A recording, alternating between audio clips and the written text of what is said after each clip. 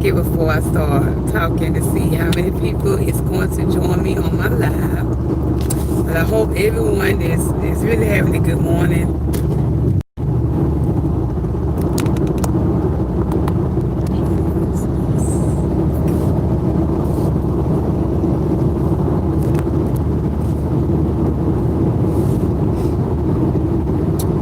Y'all can see I'm on my way to work. I got my work clothes on. Most of y'all know I'm a traveling nurse, so I go from patients and patients and patients. I do like 4 patients a day. So I go to one patient. Good morning, how you doing? I go to one patient house. I go to the next patient house. Each patient house, depends on what all got to be done, but I'm not there no more than like 3 hours per patient. My last patient of the day though, I am with him like 4 or 5 hours. So, but everybody else I'm only there for like 2 or 3 hours. My first patient, she's a nice lady. I'm usually with her for like 2 hours. And then I go to my next patient. I'm usually with him. It depends. He lives in an apartment, and the apartment doesn't have any washer or dryer that he can actually put in his apartment. So I have to go to the laundromat, wash his clothes, and things like that. So that kind of, I be with him for like 3 hours and something. Just depends on how many people at the laundromat, what all I got to wash and everything. My next patient, he's a 2-hour patient. Oh, good morning. How you doing? My next patient, he's a 2-hour patient. I don't really have much to do with him. He likes to sit around and talk a lot. So once I'm done, doing whatever he needs help doing, then we just sit around and talk. And like I said, my last patient, he's about a 4-hour, which I really don't have a whole lot to do with him. But this job is draining, because by the time I get to my last patient, because I normally start about 8:30 that morning. Sometimes I start early, just depends. Sometimes I start about 7 that morning. But then all day long, I'm going from one house to the next. If the patient got to go to the it is. It can get draining. And then like one patient house I go to. Thank you. One patient house I go to, he's an older man. He reminds me of my granddaddy, which my granddaddy, he passed away last year in February. But he reminds me of my granddaddy. He reminds me of my grandparents, period. Both of them recently died like a year ago. But his house is an older house. He don't have no central air, none of that. So he runs fans and ceiling fans. So it be hot in his house. Now, I'm not the person that get hot all the time. I like hot weather. Spring and summer is my favorite weather. I like the heat, but I do get warm, and when I get warm, I'm like, ooh, I need a little air now. I'm not just don't need air, period. But he don't have any air in his house. He just use fans and ceiling fan. He don't even have an AC in his house. So that's how my grandparents was. They did have an AC, but they didn't have any central air. So he's an older man. I think he should be about in his 70s or something. But he sit there, he watch old TV shows like West End, Gunsmoke, Wildens, things, old game show network like Match Game and stuff like that. So he don't really go out and do anything. He mainly stay home. So he tells me, do you mind cleaning the refrigerator out for me? And I'm like, oh, your grandparents are the same way. Yeah. So he'll ask me to clean certain things for him, like going to the store and get cleaning stuff, And then when I first started to work for him, he told me he would need help with me mopping, keeping his floor mopped, things in that nature. So he didn't have any mopping, items. So he had the mop in the bucket, but he didn't have any, the mop, the pine saw, none of that. So he would tell me, baby, you can use some detergent to wash his clothes with, which was Tide detergent. He was like, just put a little bit in the water and you can, mop the floor. And I was like, what? So I did do it the first 2 times I mopped this floor, and I'm like, wait a minute, it's soapy, this is not gonna work. I said, you know what, I'm going to the store tomorrow. Before I come to you, I'm gonna stop to the store and get some mopping materials. So the next day I brought some mopping materials, brought it back, and I was like, all right, I got you some stuff so I can be able to mop. And he was like, how much I owe you, baby? I said, you don't owe me nothing, don't worry about it. He still insists on paying me, and I'm like, it's all right, you don't have to worry about it, I don't want the money. He said, I'm gonna find a way to pay you back. I said, no. I said, you remind me of my grandparents. They were just like this, okay? At least you're willing to pay. My granddad was more on the side. I didn't tell you to buy that, so I'm not gonna pay you.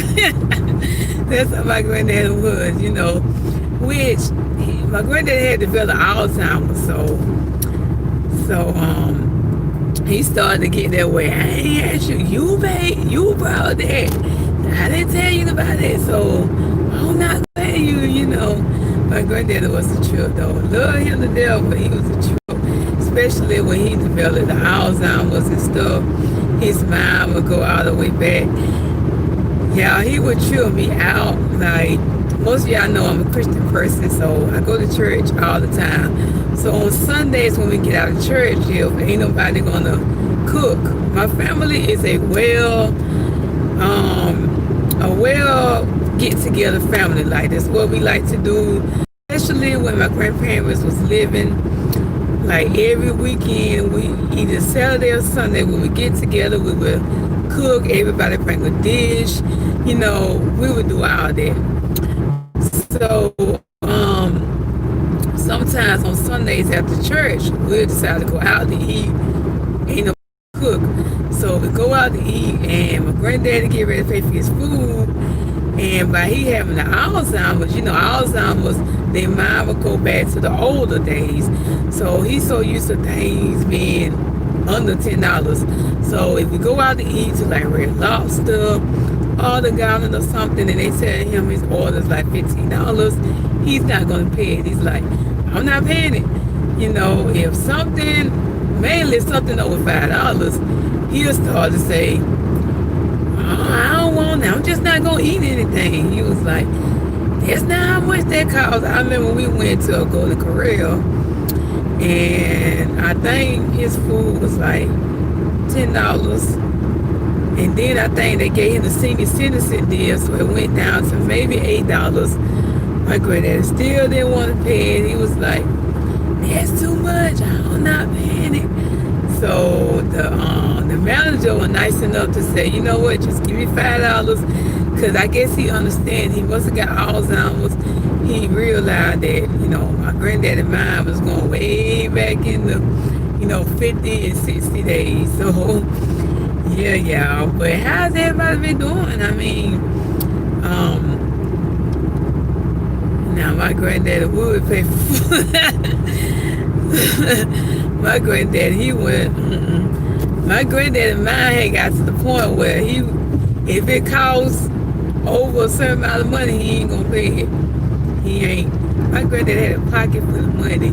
You wouldn't believe when my granddaddy died, and we got ready to, have his funeral. And my mom and her sisters and brothers, they was coming together trying to see how they was going, handle the funeral. Girl, we went to the funeral home to do the wake and everything, and I rode, to see what they was, discussing, what their idea was, what they was going to do about the funeral. Would you believe, after so many years, your insurance policy, they'll send money, start sending checks back to you. Found out my granddaddy was cashing the checks. Okay.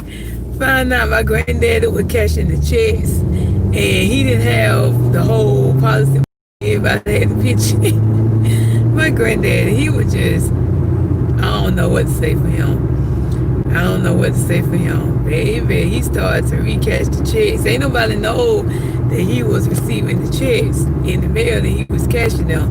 So when it was time to do his funeral, he had the money. So everybody had to pitch in and give a certain amount of money to get my granddaddy buried. Like, ain't nobody know. We assumed that his insurance was good. So if you do got grandparents out there, they still living, just double check the insurance policy. Because we thought granddad was good, so find out he wasn't good. He started to get the checks back in the mail and he was cashing them. And I think he had a few left. See, my granddad, he could hold on to money. He had a lot of money left too, though, when he passed away. Or whatever. He wouldn't get nobody no money but my mama out of all. So what did he spend money on? He ain't spend money on nothing. After, let me see. I say about 2012 is when his mind started to get the Alzheimer's. Like, him and my grandma, they was nice, good people. But then all of a sudden, when my granddaddy developed the Alzheimer's, his mind started to go back in the old days. So his mind went to being mean to my grandma. So he started to do mean stuff to her, like accuse. They had 13 kids in all. My grandparents had 13 kids in all. And he ended up started saying the kids wasn't his. And then he actually, I think my grandma said that my granddad started to kind of slap her around, kind of try to beat her and things like that. So it came to the point where they actually had to be separated. Yeah, they had to move in. Like my granddad, she moved in with one of my aunties, and my granddad, he moved in with my other auntie. So the family members were sharing, taking care of my grandparents or whatever. So that's how the Alzheimer's is something else now. I guess people, deal with it different ways, but that's the way my granddaddy dealt with it. Now, when I was growing up, I always told, because we call him Papa, I was always told that Papa was a Rolling Stone. He was out there doing things, but when he got the Alzheimer's, he started to go back to those things, but he was accusing my grandma of doing the things instead of admitting it was him. So around about 2011, 2012 is when he started developing the Alzheimer's, and my granddaddy kept all his money. Like, my auntie he was staying with, he might have, gave a little bit of money to help out with the bills, but it wasn't much. Like, all this money he was getting for the government and stuff, he kept most of that. Like, if he was receiving, let's say he was receiving a $2,000 check, my auntie probably got about $500 from him, and then the rest so he kept the money. You go ask granddaddy, if you need to borrow some money, go and try to ask for it. He won't get it to you. The only person that was able to get money from my grandpa was my mama. She was the only one. My mama could call my granddad and say she need $200, he'll give it to her. So we had to use her to get the money. Like, I used to be like, hey, Mom, you think you can get $100 from granddad to get to me, But granddaddy was a trip. When I say granddaddy was a trip, granddaddy was a trip. He really was, y'all. He was a trip for real. Loved him to death, though, but he was a trip. He was a real trip. Yup.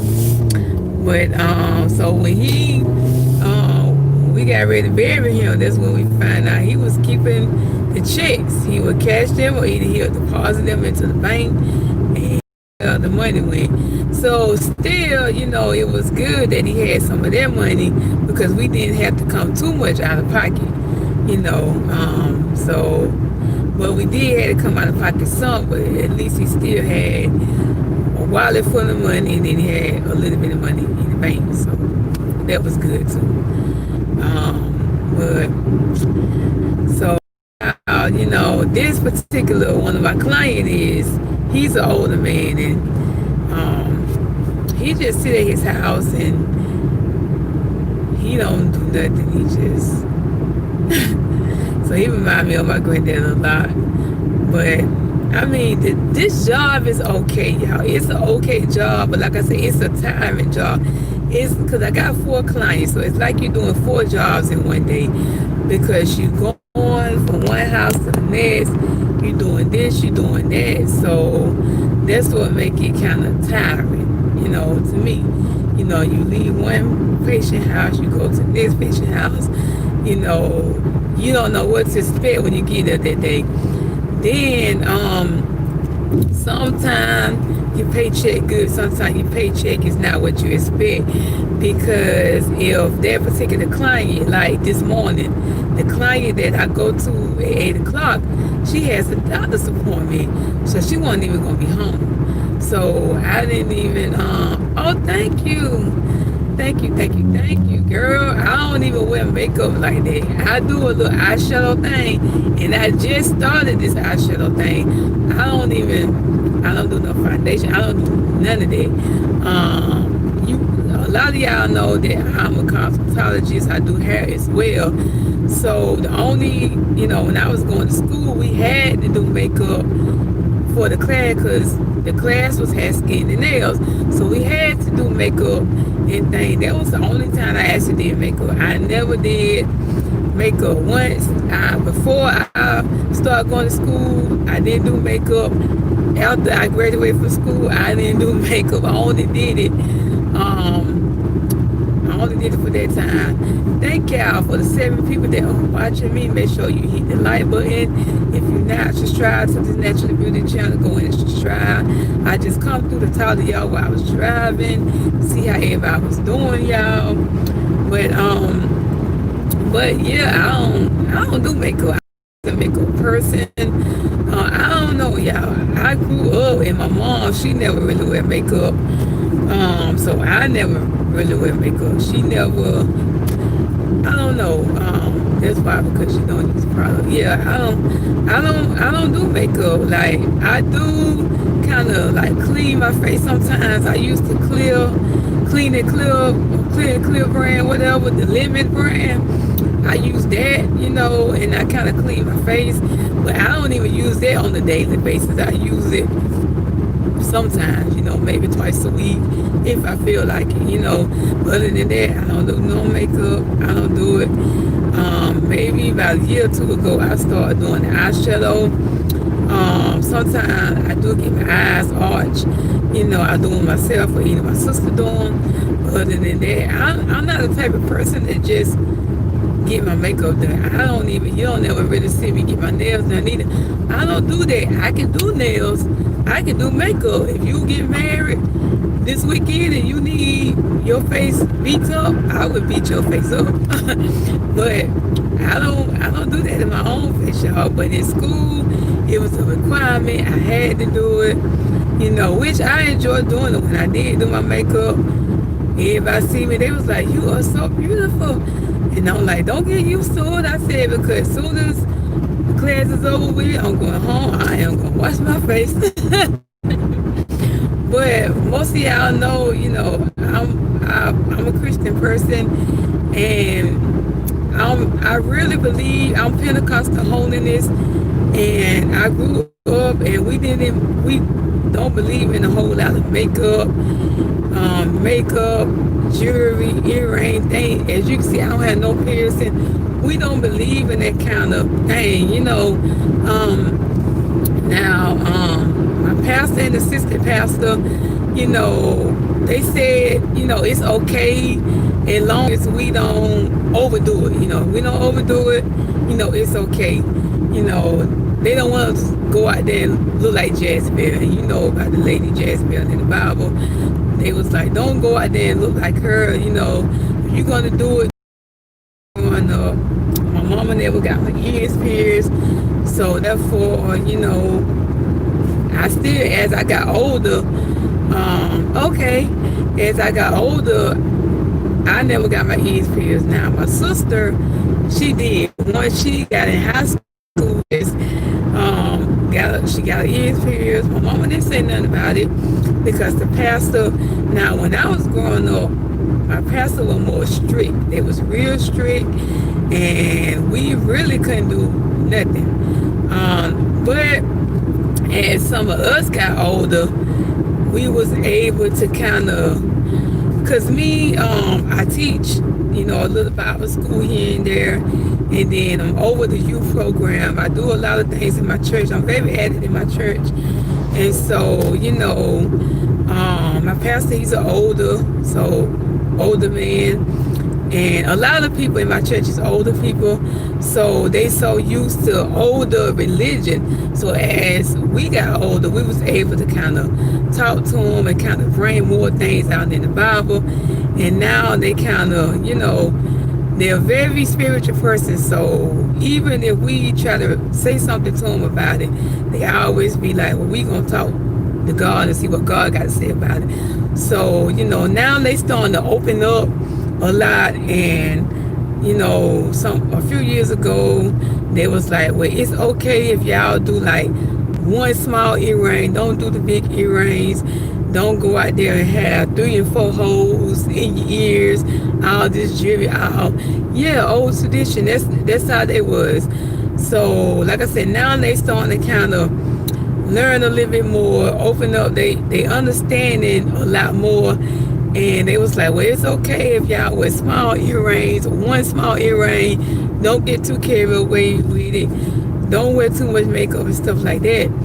But I guess since I was, I grew up without wearing none of this stuff, I still really don't wear none of this stuff. Like I said, I don't got my ears pierced. Even my 2 daughters, Tink and Sugar, their ears are not pierced. A lot of people ask me, are you going to get the girls' ears pierced? I said, no, which I explained to my older daughter, because she asked me, Mommy, I want to wear earrings. And I'm like, when you get grown like your auntie, you can go wear earrings. If you want to, pierce your ears, you can go ahead and do it.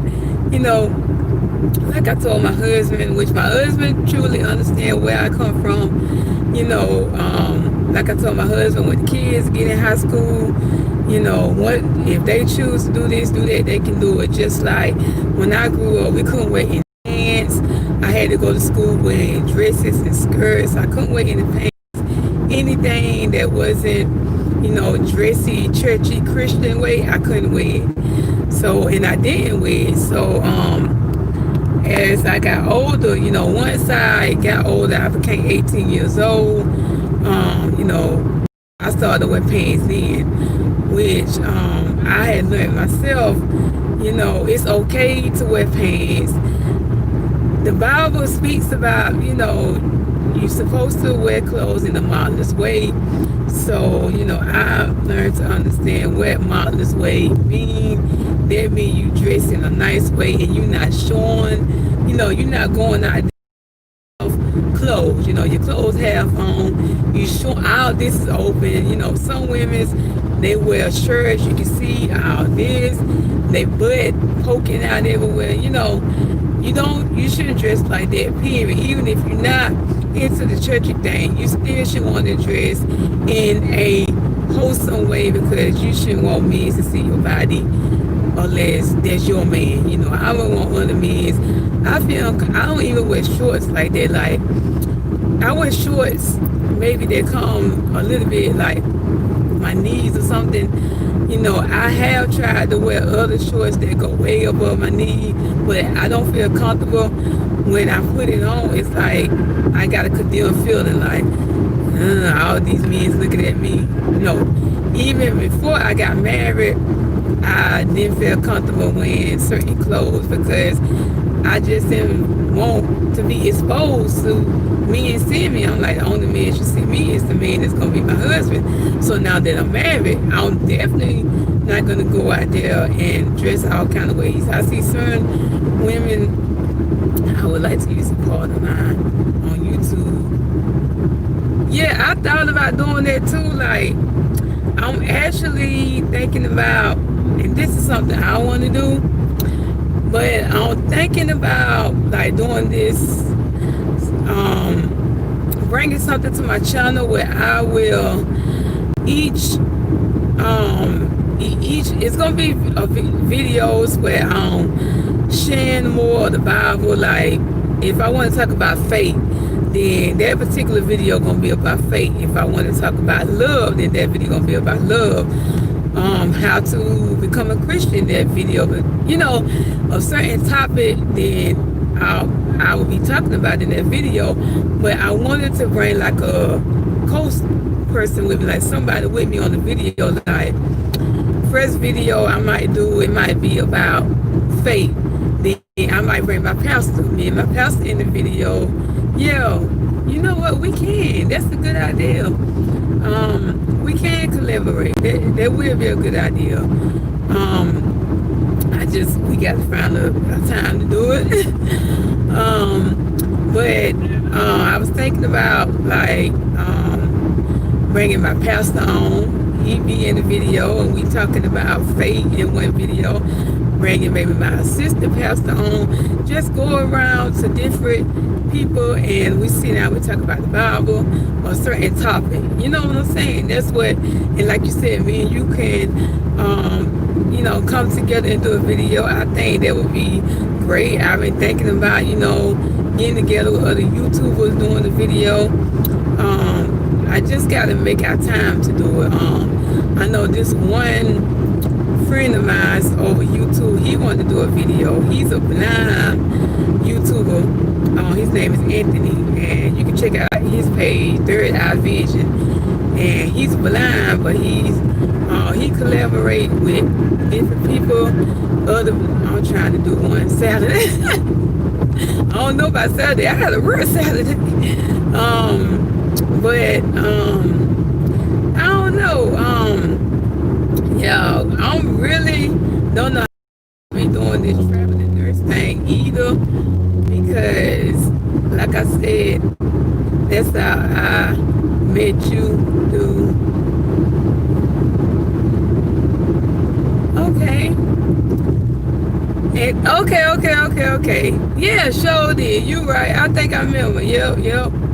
But he been trying to do it. Anthony been trying to get me to do a video with him, which I want to. I just be so busy, and then my kids and my child. As soon as I start the video, I had to do so much editing on video. Like, at the beginning of me recording, they do good. Seem like when I get to the good part and I'm rolling, that's when they begin to want to get all in the videos. I'm like, Lord have mercy. I'm also vision impaired. I remember you. Yes, you are. Yes. Okay. Now, okay. I got you. Okay.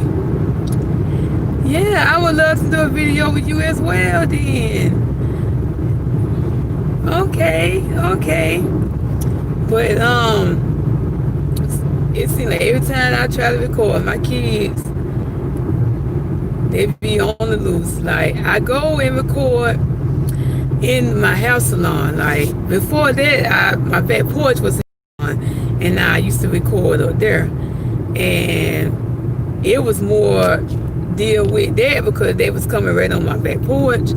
Even though I put on a movie for them, get them some snacks or something, soon as I get good into the video, here they go.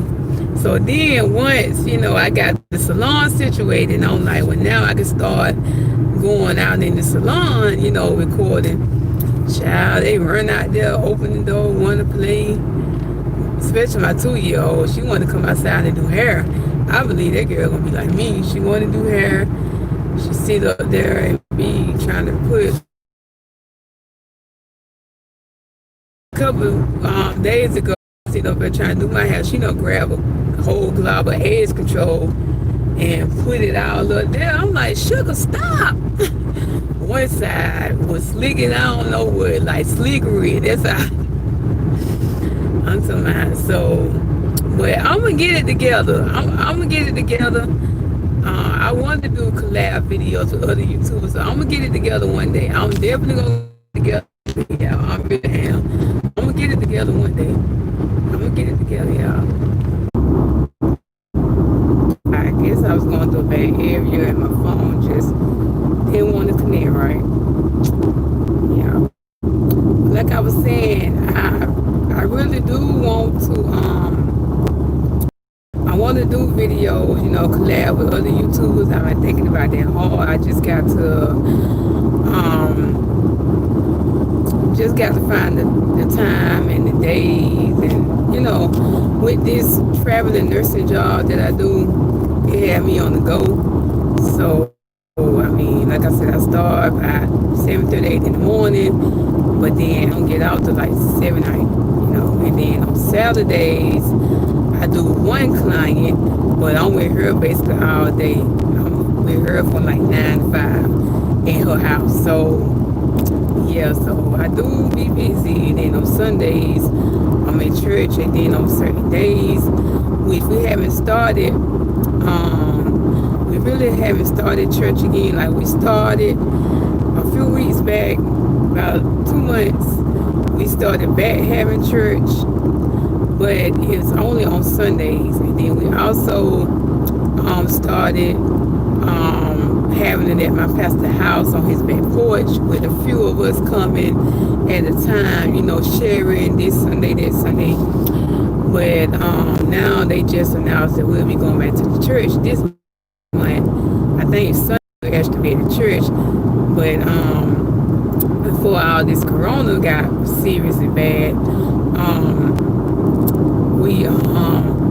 we do our Bible study on Wednesday, and then we do our praise and worship service on Fridays at night, and then we do our Sunday service, So I really haven't really got to find the time and the day that I, be available to collab with other YouTubers and do a video, like, yeah. There's oh, and I'm so close of getting monetized, y'all. I check, because I've been doing this YouTube thing for a very long time. I want to say it's pushing 5 years that I've been doing this. And just about last year is when my channel really started picking up, because I just started to learn about a lot of things. Like when I first started YouTube, I didn't know really what I was doing, until I started to actually watch other YouTube channels, get tips, and then I had a cousin who was giving me all the information about do this, do that, you can do this, you can do that. Because when I first started YouTube, I didn't even know you can make money for doing this. And I'm like, I was just doing it for the heck of it, like, because I really wanted to help people with their natural hair and with their spiritual life. So I didn't even know it was money until YouTube. I never looked into it. It just, when I started going to cosmetology school, which was like 4 years ago, and I was going natural, I started to watch natural hair videos. And then I said, well, by me going to school learning about hair, I can start doing videos about hair. So that's what made me wanted to start doing video, but I still never looked into it about this can actually be your daily job as a YouTuber, and you can receive checks and stuff in the mail. Until I start to see people posting they got like $2,000, $5,000, $10,000. I'm like, what? And then my cousin told me, when you reach so many subscribers, so many people watch you, you can start getting money. And I'm like, what? And this was like after about a year or two, I started to learn a lot. So that's what took me, I guess, about 5 years now to actually started to see my channel grow and pick up as it's doing. Just last year is when I found out about the Facebook YouTube pages that you can post videos and connect with other people. I didn't know nothing about that until last year. Another YouTuber who's from my same city, which I'm from a country city, a small country city called Cairo, Georgia. So that's when another YouTuber, I guess she seen when I was a YouTuber, and she contacted me and said she can help me out and it will boost up my channel. So which at the beginning of this year I did a New Year's video where I actually talk about some of this same stuff, how I became a YouTuber, what made me become a YouTuber, and you know why it took me about 4 years to actually see my channel grow, because I didn't know nothing about YouTuber. Like I said, I was just doing it because I wanted to become that teacher that would teach you, you know, about hair and stuff. A lot of people recommend that I should be a cosmetology teacher to teach people about hair. I don't know. You know, I got a lot of things I want to do, and I don't know, like, how I'm going to go with it. Like, I'm still, you know, trying to get this hair salon open. Next year, I do not plan on doing this traveling nurse thing. This is just something I do on the side, just to continue to bring income in my house. I mean, yes, my husband works and he brings the bread, but I consider I want to be that person to be able to tailgate my husband, because you never know, something might come up and he might be like, okay, baby, this bill, just like our light bill go back and forth. Down here in Cairo, Georgia, they be tripping with the light. Like 1 minute your light bill might be 400 and something. The next minute your light bill might be 800 and something. So if it get, you know, to a certain point, my husband be like, well, baby, the light bill got to be paid. This is all I made this week. You know, then therefore I got to step in. And so while the salon is not fully open and I'm not, you know, making enough with the salon yet because I'm not fully open, then therefore I got to do something. I can't just, and I'm not the type of person that like to just sit around in my house and not do nothing either. I'm the type of person that I got to be on the go. You know, I don't see how a lot of people, you know, I know, you know, if you're a stay-at-home person with your children and your husband go out to work, you know, that's good, you know, but I'm just not that type of person. I'm really not, y'all. I'm not that type of person. I'm not a stay-at-home person. I'm not. I'm the type of person that I got to go. Even, you know, if I'm not working, because it's some years that I don't work. My husband works. I stay home with the kids. And, you know, especially when I was doing hair on my back porch, you know, I was making a little bit of money or there, you know, still wasn't making as much as I wanted to, you know, because I wasn't, you know, I was still focusing how I was going to go with this salon thing, you know, like trying to get it open and everything. Let me fix my phone right, y'all, because it is hot outside. And I actually got my phone on my phone. I get these, you know, your cell phone holder. I get mine for Five Below for like a couple of dollars, and it's the little like sticky thing. And now it wants to. It's been hot in Georgia. Like it's 100. I believe it's about 105 degrees in Georgia. So it's kind of want to move around and melt, and really don't want to stick or anything. So, but anyways, y'all, I'm about to be at his house. So what I'm going to do is I'm going to end this live video, but I will be back once I leave his house, because my next client, see, another thing about this, y'all, each client is like miles away. It's not like close by. Like my first client I go to in the morning, I live in Cairo, Georgia. She lives in another city called Pella, Georgia. It takes me about, takes me, how long it takes me to get to her. It takes me, depends on the traffic, depends on, you know, how fast I drive. I can be a fast driver, y'all. Like I can really be a fast driver, but you know, I don't got speed tickets. In fact, in the past, extremely expensive, like extremely expensive. So I try not to drive fast like I used to, because I can push 100 in a minute and be at your house in no time. Like you can call me, and we 25 minutes away from each other. You can call me, and I'm leaving my house, and you can call me and say where you at, and I'm like, okay, I'm getting in my car and I'm leaving, and you know it takes 25 minutes for me to get to your house. I can be there in like 15 minutes. That's how I can drive, y'all. So I have got speed tickets twice. That was like $750, and I say that's enough pound. And I'm like, Lord, you gotta help me where I can stop getting these speeding tickets and all that, y'all. So therefore, my first client, like I was saying, it takes me about 18 minutes to get to her house.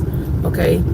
Then from her house in Pella, Georgia, I had to go all the way to another city, which I'm, in this city now, Tilton, Georgia. Tilton, Georgia is about, I want to say 30 to 40 minutes away from my first client. So see, I'm traveling like out of town, like from city to city in Georgia. Then, okay, from this client, that's when I go to the older man house, and he's in Tilton too, but he's in the country part of Tilton, and it's like on the outskirts of Tilton, and that takes another, from this man to the next man, it takes me about another 18 minutes to get to his house. To that particular client's house, when I get through with this, I go to another city called Camilla, Georgia, and that takes me from Camilla, Georgia, from Tilton to Camilla, that takes another like 30 some minutes to get there. Then some days I have to go to a city called Albany, Georgia. That can take about 45 minutes. So yeah, your girl be on the go, and it is draining because you're driving, your feet, it's just a draining tough job to do traveling. It really is. It can be fun in some way, but like I said, it can also be draining. But I am pulling up at my client's place, so I will see y'all, I guess, in about another 2 or 3 hours. I will come right live because I want to talk to y'all or whatever and see how everybody's doing, and just let y'all know what my plans are next with this YouTube channel and things like that with the salon and stuff. So y'all meet me back here in about between 2 and 3 hours. Meet me back here. All right, National Booties. Peace. Love y'all.